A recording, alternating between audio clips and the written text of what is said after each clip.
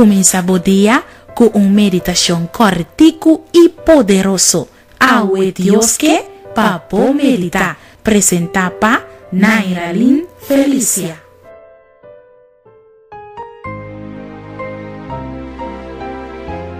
El título para nuestra meditación de hoy está Sed de Dios. Ahora que David escribe Salmo 63, estaba pasando de un momento duro. Estaba guardando perseguir para su propio hijo Absalón y traicionar para que estaba más cerca de él. Estaba herida, triste, pero de todo su dolor estaba en una relación con Dios. Ahora Dios que, para meditar, arriba Salmo 63, versículo 1.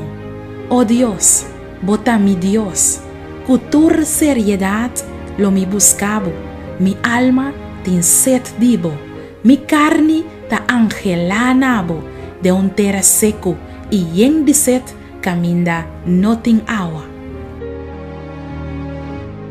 Apreciado amigo y amiga, ahora que vos sale na carrera vai começar o dia sin passatempo con Dios, vos por sentir que el día estaba yendo bom, pero lo llega un camino que lo vos siente nostalgia de Dios. Lo llega un camino que lo vos siente sed de Dios. Pa sobra, ta Dios ta fuente de agua de vida eterno. Pese agua, Angela pa bebe e agua for de martuga oroco volanta y Dios lo satisface bo corazón. Dios lo sacia bo sed.